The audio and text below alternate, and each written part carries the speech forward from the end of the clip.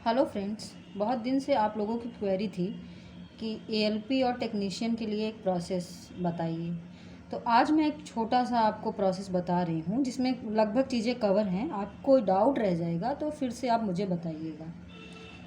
आपको एएलपी और टेक्नीशियन के लिए सेम ही प्रोसेस है, लेकिन सीबीटी 2 के बाद जो एएलपी का है वो साइको है, पर टेक्नीशियन का साइको नहीं है।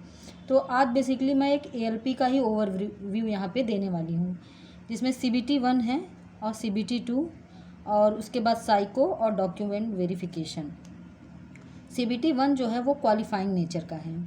सीबीटी 2 में जो है वो पेपर सबके लिए कॉमन पेपर होता है, नॉन टेक्निकल है। जैसे सीबीटी 1 होता है एग्जैक्टली सीबीटी 2 होता है, बस लेवल उसका थोड़ा हाइयर होता है। उसके बाद उसी में एक पार्ट बी करके आता है, ट्रेड का एग्ज़ाम होता है, वो केवल क्वालिफाइंग है नेचर का है। इसमें आपको केवल पास होना है। 75 में से आपको 35% मार्क्स इसमें स्कोर करना है। तो मैं आपको बता रही हूँ, सीबीटी 1 में आपको रीजनिंग, मैथ्स, जनरल अवेयरनेस और जनरल साइंस के क्वेश्चन आएंगे, जो कि ये केवल और केवल क्वालिफाइंग नेचर का है, जिसमें से आपको जो रिजर्व कैटेगरी है उसको 40%, ओबीसी और एससी को 30% और एसटी को 25% मार्क्स लाना कंपलसरी है। जो लोग ये एक स्क्रीनिंग प्रोसेस है, जो लोग इसमें क्या कहते हैं क्वालिफाइंग होंगे वही लोग सीबीटी 2 एग्ज़ाम के लिए जाएंगे। इन सब को बताने से पहले मैं एक बताना चाहती हूँ कि एक बेसिक क्वालिफ़िकेशन क्या है। बेसिक एक लोको पायलट बनने के लिए मिनिमम क्वालिफ़िकेशन आपको 10th प्लस ITI होना है। बाकी उसके बाद आपको हायर एजुकेशन में आप पॉलीटेक्निक और बीटेक कर सकते हैं। इनमें भी कुछ ट्रेड के रिस्ट्रिक्शन हैं, जैसे कि सिविल के लोग इस लोको पायलट का फॉर्म नहीं भर सकते हैं। तो एक यहाँ पे ये है कि आप लोग भरने से पहले, जो लोग बीटेक या फिर पॉलीटेक्निक हैं, वो अपना ट्रेड एक बार भरने से पहले ज़रूर देख लेंगे। जैसा कि मैं पिछले वीडियो में आपको बता रही हूँ, जैसा कि मैंने आपको बताया कि सीबीटी 1 जो है वो क्वालिफाइंग नेचर का है और ये 75 क्वेश्चन उसमें रहेंगे और 60 मिनट का रहेगा। इसी तरह सीबीटी 2 जो है इसमें पार्ट ए और पार्ट बी है। पार्ट ए का ड्यूरेशन जो है वो 90 मिनट का है और 100 क्वेश्चन रहेंगे। जैसे ही आपका ये सेशन कंप्लीट होगा स्क्रीन बंद हो जाएगी और पार्ट बी का सेशन आ जाएगा, जो कि 60 मिनट का है, 75 मार्क्स का है। 75 क्वेश्चन रहेंगे, 60 मिनट का है, इक्विवेलेंट टू 75 मार्क्स ही है। इसमें ये क्वालिफाइंग का है, इसमें किसी भी SC ST OBC या फिर जनरल किसी को भी रिलैक्सेशन नहीं दिया जाएगा। 35% सबको लाना है। जो पार्ट ए में क्वालिफाई होगा और पार्ट बी में उसको एक साइको बेस्ड टेस्ट देना पड़ेगा। ये लोको पायलट्स के लिए है।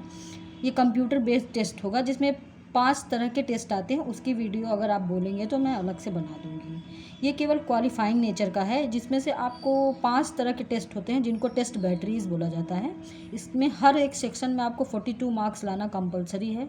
उससे कम ले आएंगे तो आप डिस्क्वालीफाई माने जाएंगे। साइको के प्रोसेस में क्या है कि जितने आपकी जिस आरआरसी में कह सकते हैं जितनी वैकेंसी है उसके 8 टाइम्स लोग बुलाए जाते हैं जो सीबीटी 2 में क्वालिफाई होते हैं। मान लेते हैं कि 10 वैकेंसी है तो 80 लोग बुलाए जाएंगे। इसी तरह से जितनी वैकेंसी होंगी उस तरह वहाँ पे उस जोन में लोग बुलाए जाएंगे। जो लोग सीबीटी ये कंप्यूटर बेस्ड टेस्ट में पास होंगे फिर उनको एक डॉक्यूमेंट वेरिफिकेशन के लिए बुलाया जाएगा। डॉक्यूमेंट वेरिफिकेशन अगर सब कुछ ठीक रहा तो मेडिकल में मैं बताना चाहूँगी कि ये A1 मेडिकल होता है। A1 मतलब आप मेनली ये आई बेस्ड टेस्ट है, जिसमें आपका आई 6/6 विज़न जो है होना कंपलसरी है।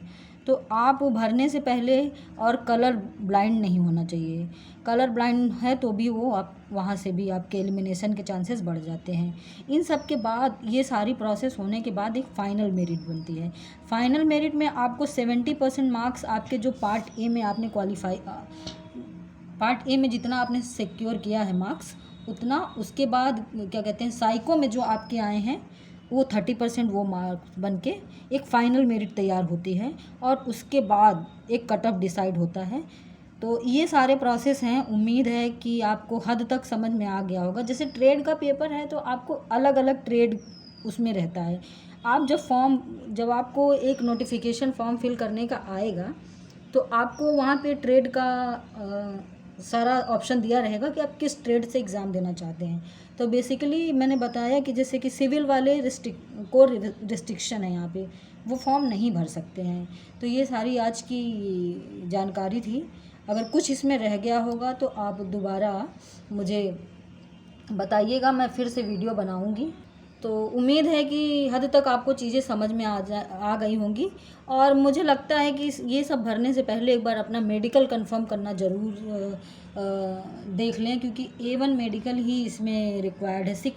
6/6 ही अलाउड है, 6/9 भी अलाउड नहीं है इस एग्ज़ाम के लिए। तो यहीं तक है। Thank you so much.